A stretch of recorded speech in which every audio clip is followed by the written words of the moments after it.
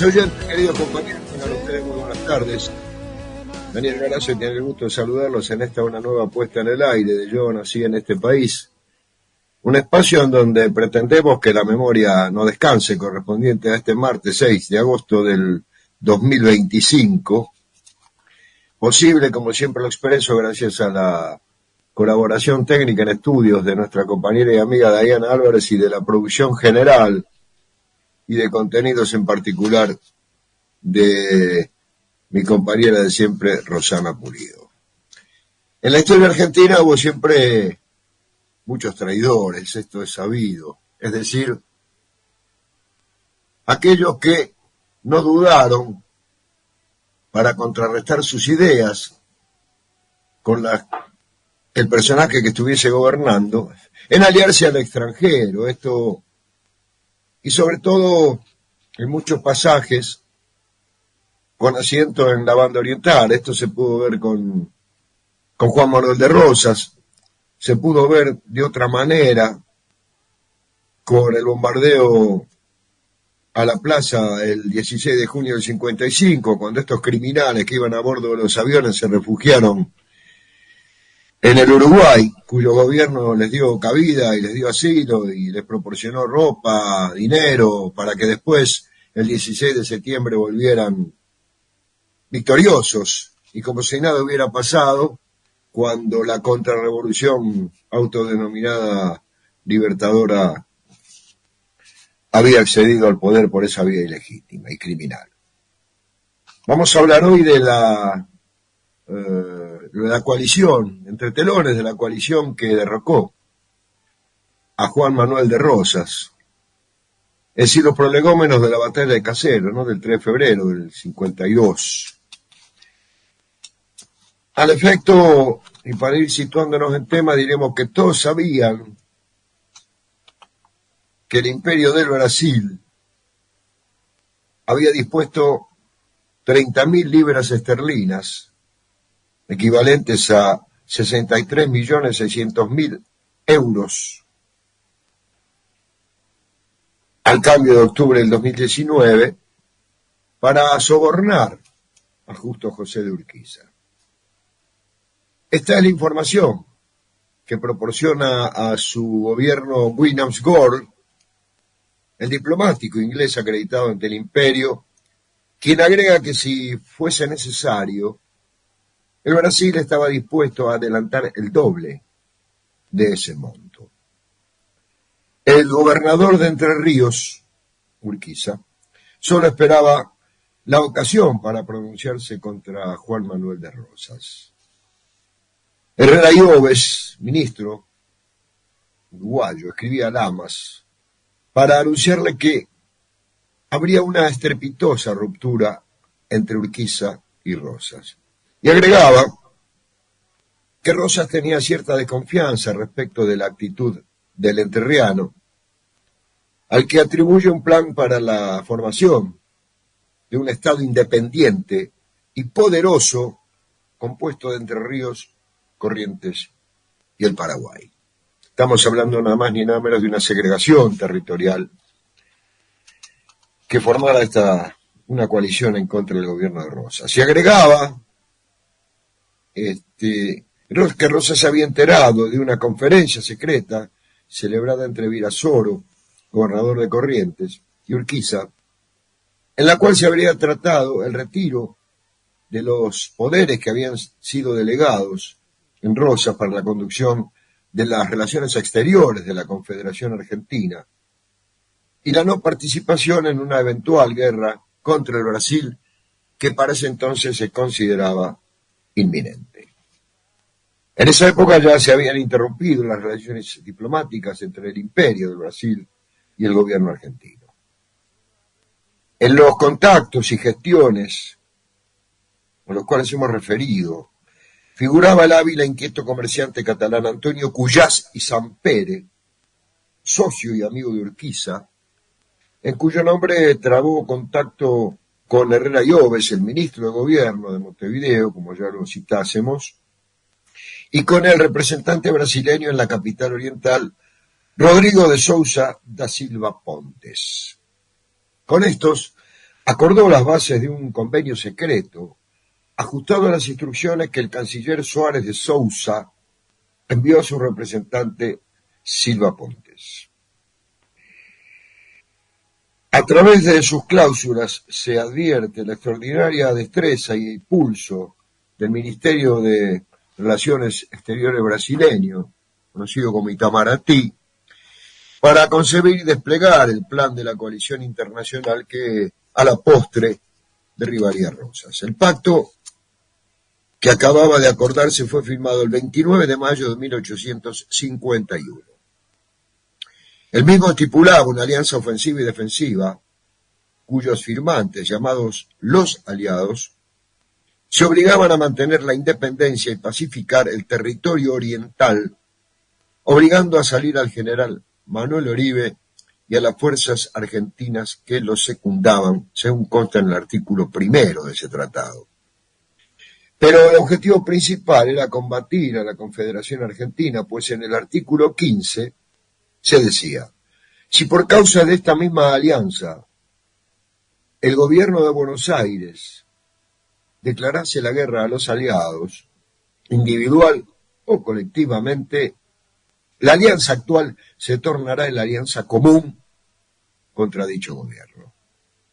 Aunque este acuerdo sostenía la integridad y soberanía de los territorios, aclaraba en su artículo 17 que era sin perjuicio de los derechos adquiridos, fórmula que le permitía al Brasil mantener la posesión de las misiones orientales.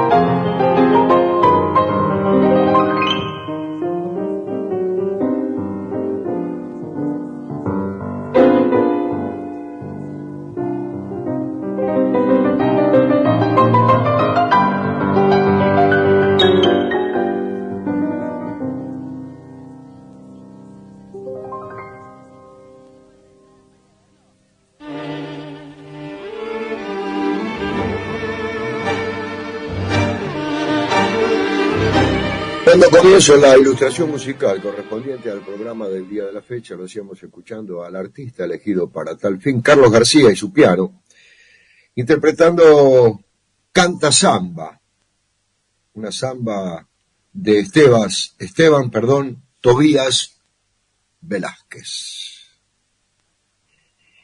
El imperio también garantizaba en su beneficio la navegación del río Paraná en su artículo 18. Pero en el artículo segundo se impuso a Urquiza realizar un acto público y consumado que importase indudable y decidido rompimiento de relaciones públicas con el gobernador de Buenos Aires. Esa misma condición se aplicó a Corrientes, según el artículo tercero, para que pudiese ser incluida en la alianza en ciernes. Frente al contenido de estos últimos artículos, el emperador manifestó sus reservas para ratificar el pacto. Deseaba que esas cláusulas fuesen suprimidas porque expresan que Urquiza obró por instigación nuestra, transmitía Suárez de Sousa a Silva Pontes, y que su declaración fue una condición que le impusimos, aunque sea así, que no aparezca en el convenio. Hecho el edificio, concluía el emperador, se tiran los andamios. Firmó este convenio Cuyasi Sampere en el carácter de enviado extraordinario y ministro plenipotenciario del Estado Libre de Entre Ríos. Urquiza, quien 28 días antes se había pronunciado contra Rosas, ratificó el convenio 2 veces con los artículos segundo y tercero, y después sin ellos, porque el emperador del Brasil había dispuesto que se suprimieran. También lo hizo el titular del imperio. El pronunciamiento de Urquiza, el 1 de mayo de 1851, significaba no solo aceptar la renuncia ofrecida por Rosas, sino también que la provincia de Entre Ríos retomaba el ejercicio de las facultades inherentes a su territorial soberanía y quedaba en aptitud de entenderse con los demás gobiernos del mundo. Tal decisión implicaba separarse de la Confederación Argentina. Como Urquiza era uno de los hombres más conocedores de los negocios públicos de la Confederación y de las provincias, era difícil conciliar sus declaraciones y propósitos con el hecho deprimente, como dice el historiador Adolfo Saldías, de que el imperio concurriese a realizarlos, esos propósitos, con sus armas, en circunstancias en que la Confederación se preparaba a desagraviar hasta con sus armas las ofensas que el imperio le había inferido. Las implicancias nacionales e internacionales de la actitud de Urquiza están correctamente planteadas en el mensaje dirigido a la legislatura de Mendoza por el gobernador de ese entonces, Alejo Mallea. Como se consideraba que Urquiza había perdido la razón, se le aplicaron los más duros calificativos en los documentos oficiales, tanto en Buenos Aires como en el interior de la Confederación. Rosas tuvo conocimiento de ese tratado y cuando había transcurrido un mes desde que Urquiza penetrara en la banda oriental, declaró la guerra al Brasil el 18 de agosto de 1851.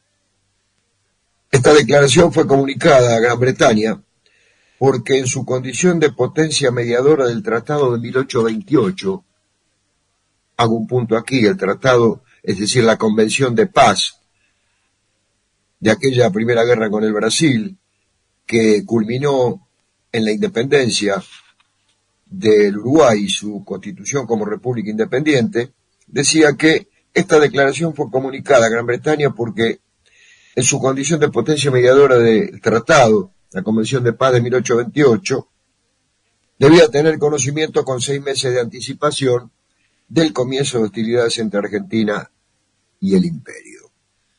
Pero desde unos meses atrás, los barcos brasileños circulaban por el río Paraná y ya se habían intercambiado cañonazos con las baterías argentinas de tierra. Esas circunstancias y la provocación del ejército comandado por el barón de Caxias fueron invocadas por el gobierno argentino como motivos para la declaración de guerra.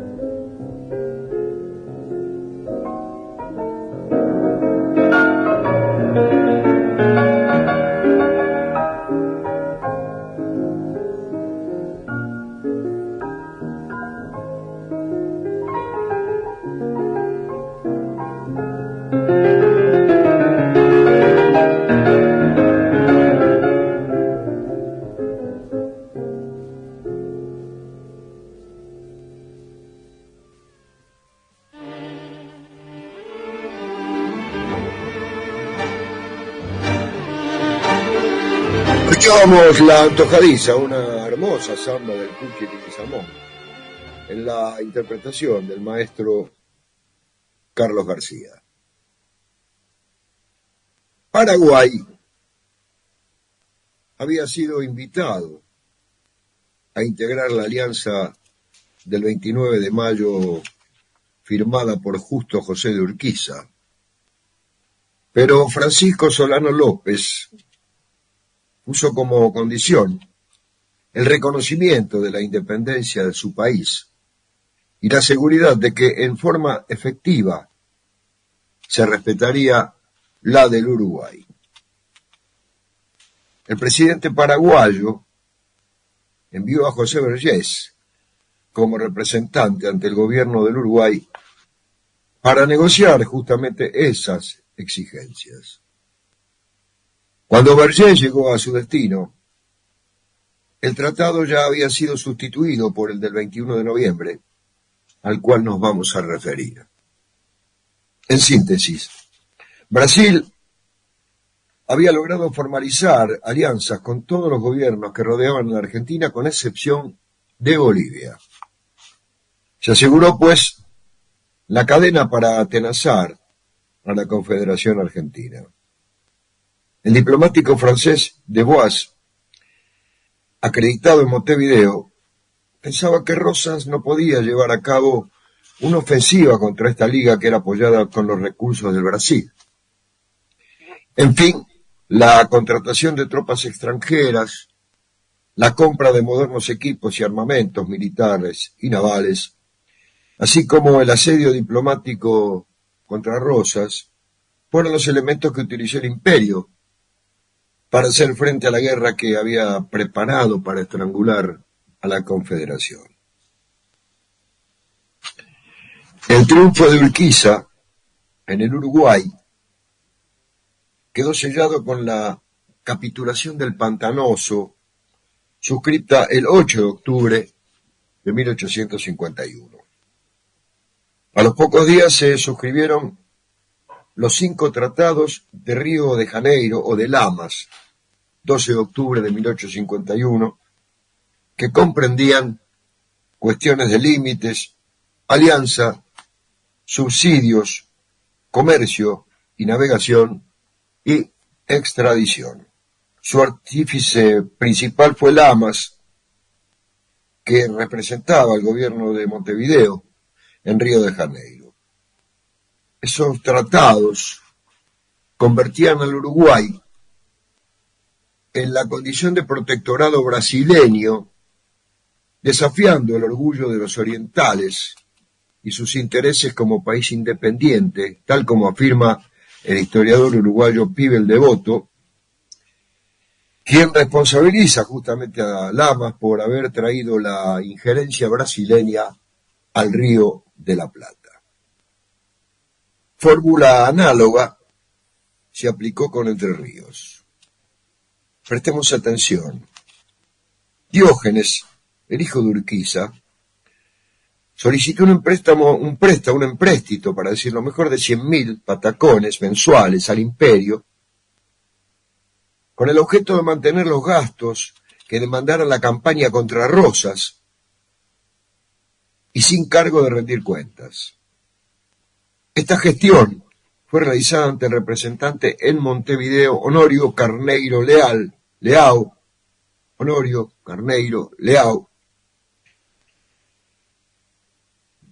ante lo cual los brasileños pensaron que de negarse a esta solicitud de Urquiza, se corría el riesgo de malograr el triunfo sobre la Confederación. Sin embargo, como Brasil recelaba del gobernador entrerriano, le impuso previamente un acuerdo que se llamó Convención para establecer el modo de satisfacer los deberes de la alianza celebrada en Entre Ríos y Corrientes con el Brasil y la República Oriental del Uruguay. Este acuerdo fue firmado en Montevideo el 21 de noviembre de 1851, conviniéndose que se mantendría secreto hasta que se consiguiese su objeto, según reza su artículo 21. En esta convención intervinieron Entre Ríos y Corrientes en calidad de estados, por lo tanto, separados de la Confederación Argentina. Brasil concedió a Urquiza el préstamo que le había solicitado, pero con condiciones especiales, tal como abordaremos en el bloque siguiente.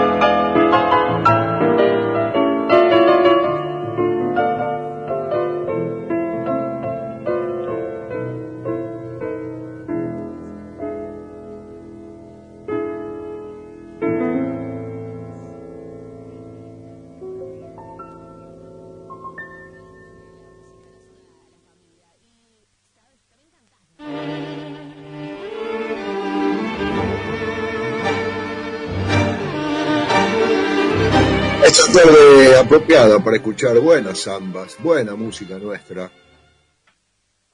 Escuchábamos un clásico de Félix Luna y Ariel Ramírez, Samba de Usted, interpretada en el piano por el maestro Carlos García. Los firmantes del acuerdo citado anteriormente declaraban que no pretenden hacer la guerra a la Confederación Argentina, ni coartar de cualquier modo que sea la plena libertad de su pueblo o la independencia perfecta de su nación. Por el contrario, dicen o decían, el objeto único a que los aliados se dirigen es libertar al pueblo argentino de la opresión que sufre bajo la dominación tiránica del gobernador don Juan Manuel de Rosas, según consta en el artículo 1 del tratado. El compromiso obligaba al general Urquiza a cruzar el río Paraná a la brevedad para operar militarmente contra Rosas. Se señalaba el número de soldados y elementos de guerra con que cooperarían Brasil y Uruguay, según consta en el artículo 5. Para afrontar los gastos que demandase la movilización militar, el emperador otorgaba un préstamo, como ya se expresó, de 100.000 patacones a los estados de Entre Ríos y Corrientes, por un periodo de 4 meses, o hasta el derrocamiento de Rosas, si ello se producía antes de ese lapso. Esto consta en el artículo 6 del acuerdo. Pero la cláusula de más graves consecuencias para nuestro país era la 7ª, porque en ella se establecía que cuando Rosas fuese desalojado del poder, Urquiza se obligaba a conseguir el reconocimiento de aquel empréstito como deuda de la Confederación Argentina. Si la campaña militar convenida no alcanzara los objetivos establecidos, aquella deuda quedará a cargo de los estados de Entre Ríos y Corrientes, y para garantía de su pago con los intereses estipulados, los mandatarios de las citadas provincias, Entre Ríos y Corrientes, hipotecan las rentas y los derechos de propiedad pública de los referidos estados. Por ese motivo, una vez que Urquiza asumió el poder, fue investido como encargado de las relaciones exteriores el 6 de abril de 1852, antes del cargo, el 6 de abril de 1851, antes, bien lo expresaba, del cargo de director provisorio de la Confederación. De esa manera, transfería a la órbita nacional la deuda que habían contraído aquellas 2 provincias por el empréstito brasileño. Más aún, el encargo de las relaciones exteriores lo asumió retroactivamente a 1851, con el objeto de disipar todo motivo de duda y ansiedad y dar garantías a los poderes extranjeros en el sentido de que los compromisos y estipulaciones convenidos tenían ahora un carácter obligatorio para toda la Confederación. Para remarcar el compromiso, en esta cláusula 7ª se mencionan expresamente los pactos de Mayo, firmados en Montevideo en 1851. La Convención de Noviembre también permitía al ejército brasileño acudir al teatro de las operaciones, es decir, penetrar en territorio argentino, si así lo demandase el desarrollo de la guerra, tal como reza el artículo 8. En otra cláusula se indicaba que las tropas orientales y brasileñas reunidas deberán guardar y defender los estados de si ese auxilio fuese pedido, según el artículo 17. Tales concesiones del Tratado de Noviembre, a semejanza con el de mayo, indicaban al Imperio del Brasil como entidad principal con cuyos recursos y en cuyo beneficio se haría la guerra.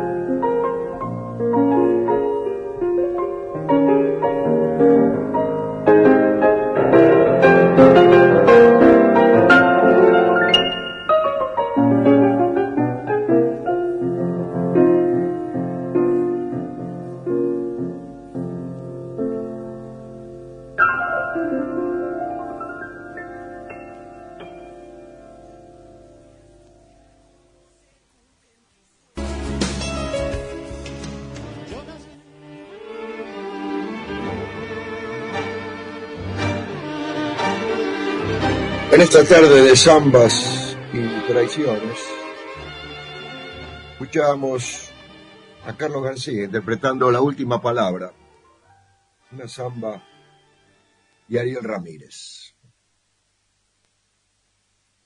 Urquiza no era, ni aún en territorio argentino, el general en jefe de los ejércitos aliados, pues el artículo 8 del tratado establecía que el ejército imperial del Brasil conservaría el mando de todas las fuerzas brasileñas, poniéndose de acuerdo siempre que fuese posible con el general Urquiza. Esta sujeción al imperio se refuerza por la cláusula 16, en la cual queda estipulado, en el caso de verse obligado Urquiza a abandonar el territorio argentino, todas las fuerzas quedarían bajo el jefe que tuviese los mayores contingentes, es decir, bajo las órdenes del jefe imperial. Urquiza no disponía de facultades para hacer la paz, porque las condiciones serían ajustadas entre los jefes de las fuerzas aliadas, según el artículo 18. Por otra parte, Urquiza estaba obligado a contribuir con su influjo para que la Confederación Argentina concediera la libre navegación del Paraná y de los demás afluentes del Río de la Plata. Si la Confederación no lo consintiera, Entre Ríos y Corrientes la mantendrían, según el artículo 14, en favor de los estados aliados. Señala el historiador Vicente Sierra en su Historia de la Argentina la contradicción en que incurrió Urquiza, pues él, que iba a organizar el país, se comprometía a romper, dice Vicente Sierra, toda organización nacional, para expresarlo mejor, si no se concedía el privilegio que el Brasil ambicionaba conquistar. Por el artículo 20, se acordaba invitar al Paraguay para entrar en la alianza. En fin, con este tratado queda sellada la tercera coalición contra la Confederación Argentina. Con una notable claridad y para darnos una muestra de la psicología de los hombres y de lo que ocurría en el fondo de ese drama, Gore, diplomático británico que fue testigo de los hechos, afirma en ese documento: casi todos los jefes en quienes Rosas confió se encuentran ahora al servicio de Urquiza. Y agrega: nunca hubo hombre tan traicionado. Esta situación debe de haber sido tan considerable, sensacional y conocida, que Gore vuelve a decir: nunca fue tan amplia la traición. Una obra de nuestro tiempo, basada en importante documentación inglesa, como es la de Henry Stanley Fearns, Gran Bretaña y Argentina en el siglo XIX, permite sostener: los beneficiarios directos de la política de Rosas al final lo abandonaron. El mismo Uribe aceptó un compromiso con sus enemigos a espaldas de Rosas. Cuando se produjo la crisis en 1852, se descubrió que muchos de los hombres más allegados a Rosas habían hecho arreglos privados con sus enemigos. Los arreglos secretos que a escondidas de Rosas efectuaban Uribe y sus hombres de confianza con Urquiza le hacían decir a este que las operaciones en el Uruguay serían un simple paseo militar. El servicio secreto inglés tuvo conocimiento de las gestiones realizadas por el Brasil y del abundante dinero que hizo circular para destruir el poder de Rosas.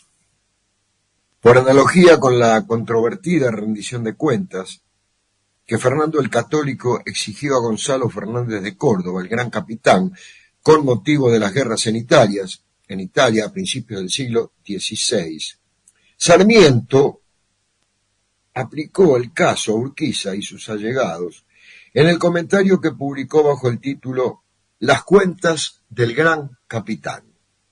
En la carta de Yungay, fechada el 13 de octubre de 1852 y dirigida a Juan Bautista Alberdi, con quien después se encargará la polémica y le contestará Alberdi a través de sus cartas quillotanas, también señala a Urquiza que, por haber permanecido 2 meses en la corte del Brasil, dice Sarmiento, conozco todos los detalles y los pactos y transacciones por las cuales entró su excelencia en la Liga contra Rosas. Allí refiere cómo consiguió los elementos y pertrechos militares el gobernador entrerriano, así como el dinero que le proporcionó el imperio. Consigna que el diplomático brasileño Carneiro Leao le ha transmitido las expresiones recriminatorias de Urquiza contra el Brasil, a las que ese representante respondió: sí, los millones con que hemos tenido que comprarlo para derrocar a Rosas.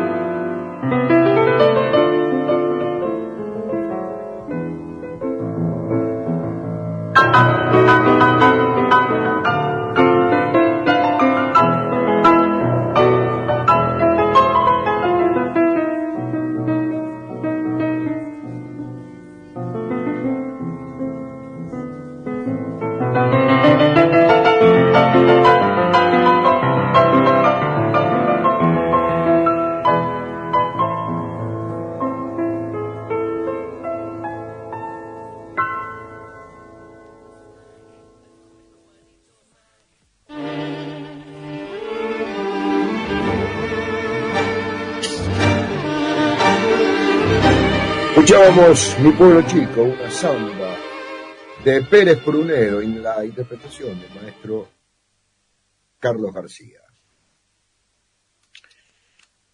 Dice Sarmiento en su carta ya citada, la carta de Yungay a Juan Bautista Alberdi: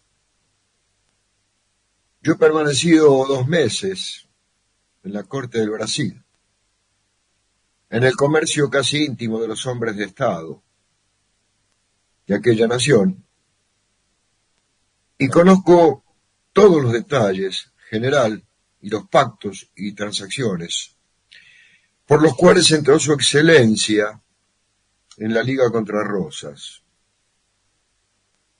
Todo esto, no conocido hoy del público, es ya dominio de la historia, está archivado en los ministerios de Relaciones Exteriores del Brasil y del Uruguay. Tenía pues el señor general,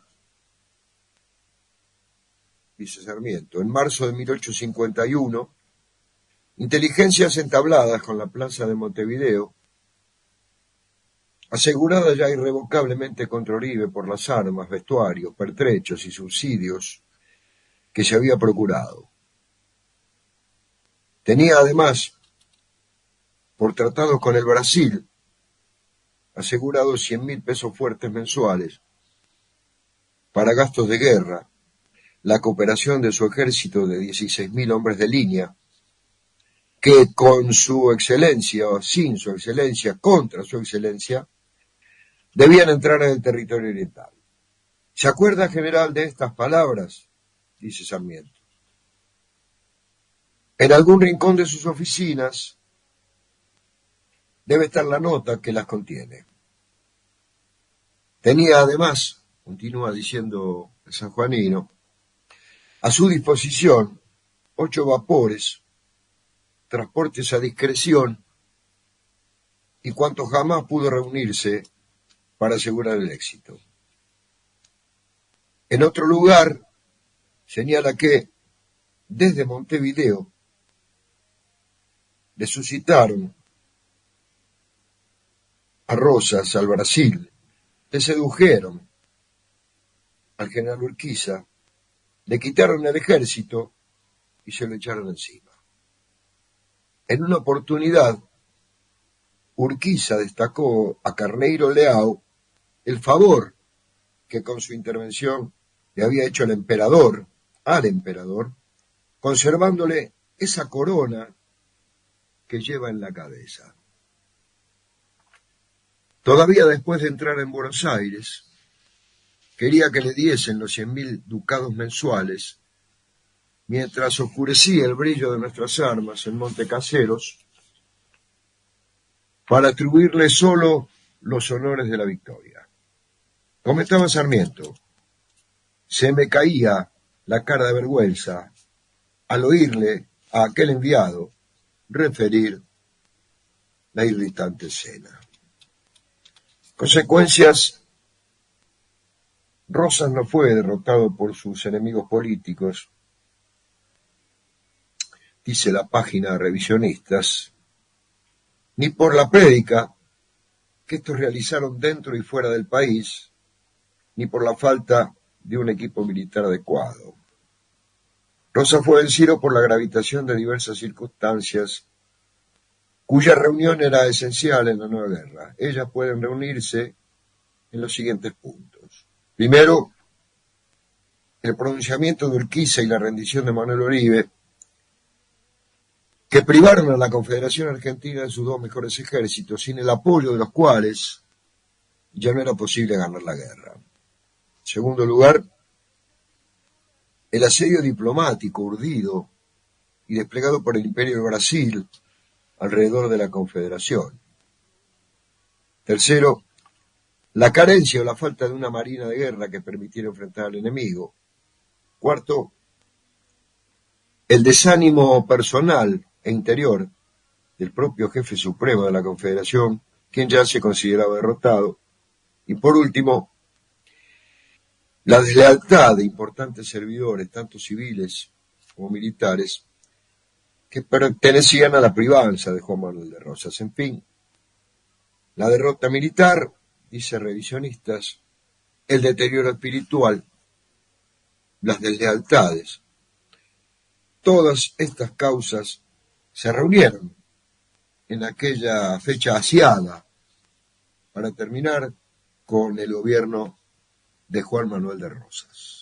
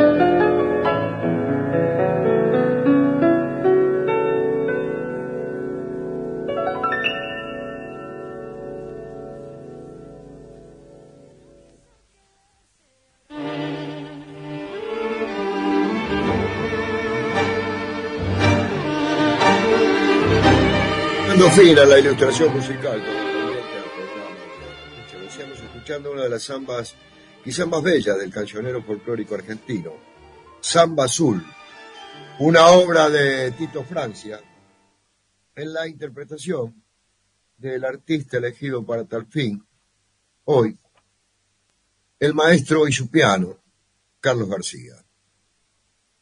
En esta tarde de zambas y traiciones que se repiten en la historia argentina, hoy Argentina en manos del cipallaje, en manos del sionismo internacional, en manos del imperio,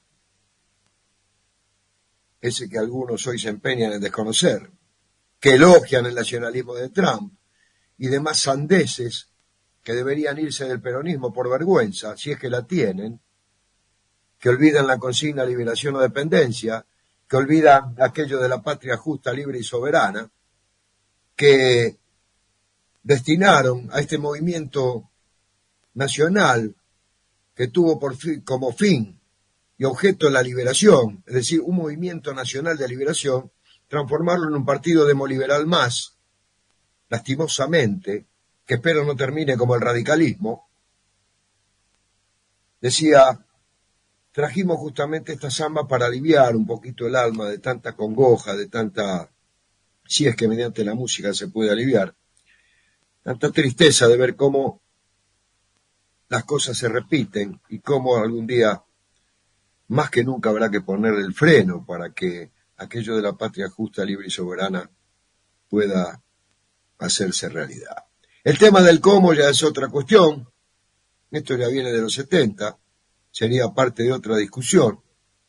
Los ortodoxos dirán que la doctrina basta. Yo no sé si hoy basta la doctrina, porque la doctrina no es más que un conjunto de pautas generales. El tema es cómo arbitramos los medios para lograr esos fines generales que la doctrina dice.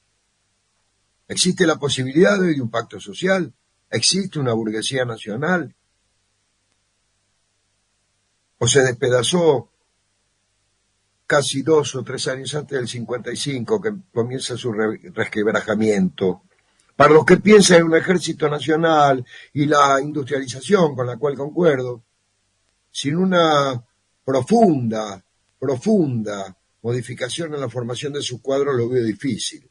Por eso se trata de una cuestión integral, nada más y nada menos que la liberación de la patria, que solamente el nacionalismo popular y revolucionario, según mi entender, podrá lograrlo. Dicho esto, nos vamos a despedir, si Dios quiere, hasta el próximo martes, cuando volvamos a poner en el aire un nuevo capítulo de Yo nací en este país, un espacio en donde pretendemos que la memoria no descanse. Patria o muerte, venceremos, es la consigna más que nunca. Será hasta el próximo martes. Gracias por su atención. A pasarla lo mejor posible. Chao.